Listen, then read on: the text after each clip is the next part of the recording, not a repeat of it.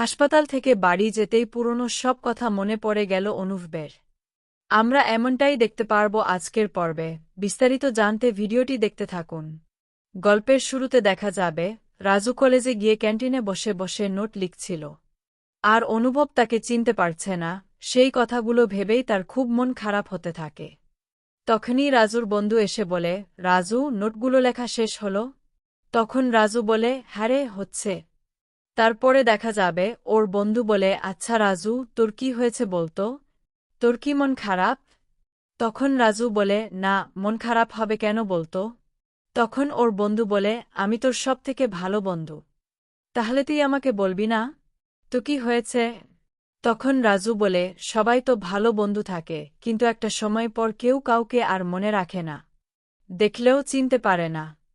আর হঠাৎ করেই যে কথা দিয়েছিল যে সারাজীবন পাশে থাকবে, বন্ধু হয়ে থাকবে, সেই মানুষ যদি ভুলে যায় তাহলে কেমন লাগে বলতো? তখন এই কথা শুনে বন্ধু বলে, আচ্ছা রাজু, অনুভবের অ্যাক্সিডেন্ট হয়েছে, তাই না? তখন রাজু বলে, তুই কি করে জানলি?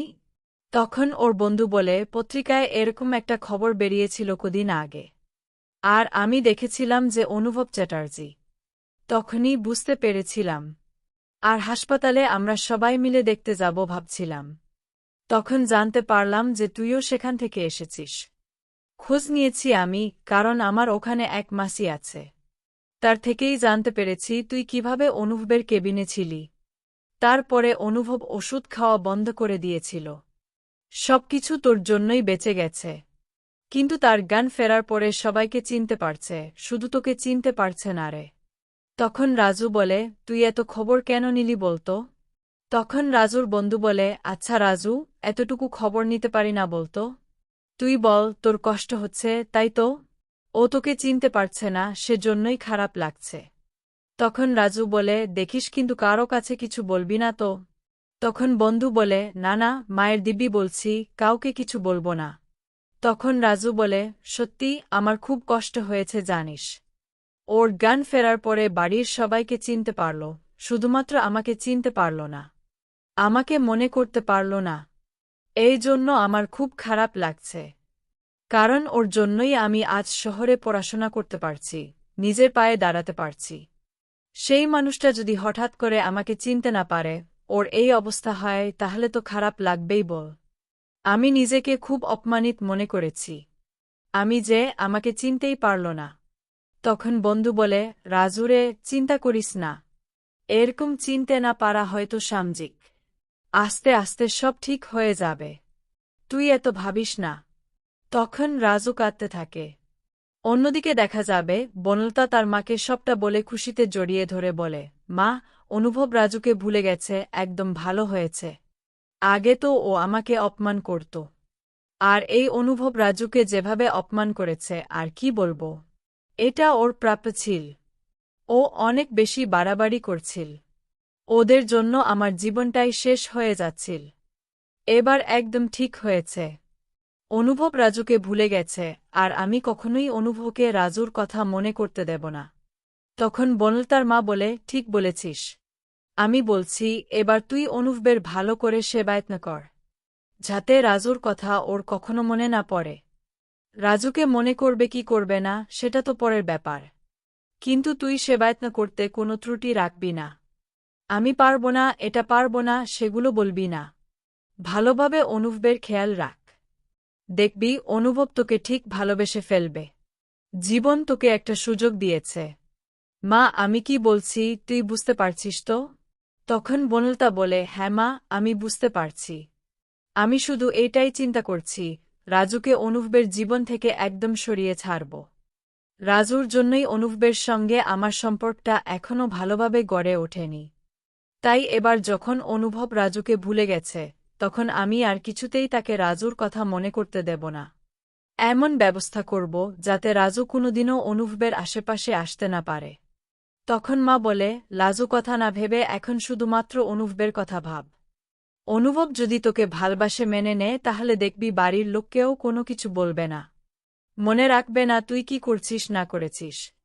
আর সেই স্মৃতিগুলো না অনুভব না মনে পড়ে, ভালো যা যা করেছি তাতে অনুভবের মনের মধ্যে, মাথার মধ্যে একটা চাপা পড়েছিল। তার জন্যই আর এরকম কিছু করিস না। তারপরেই বনলতা বলে, হ্যাঁ ঠিক বলেছ।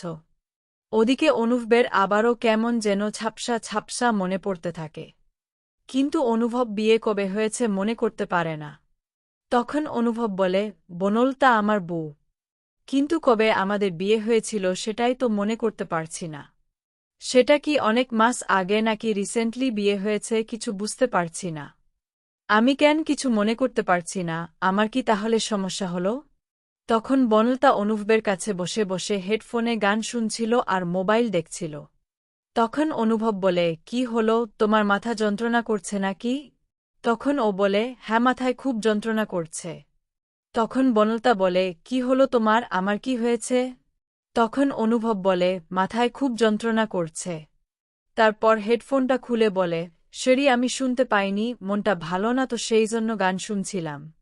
তারপর বনলতা বলে, অনুভব তোমাকে কতবার ডাক্তার বারণ করেছে যে চাপ না দিতে, কিছু না মনে পড়লেও মনে করুক না, আমরা নতুন করে আবার সবটা শুরু করব, আবারও নতুন নতুন স্মৃতি হবে, যে স্মৃতিগুলো তুমি ভুলে গেছো সেগুলো মনে করো, তোমার দরকার নেই এভাবে চাপ নেওয়ার।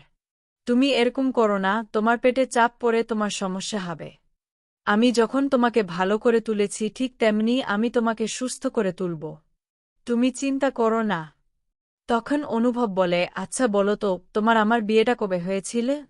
রিসেন্টলি হয়েছে, বয়স হয়ে গেছে। তখন বনলতা বলে, কেন আমাদের বিয়ের কথা তোমার মনে নেই?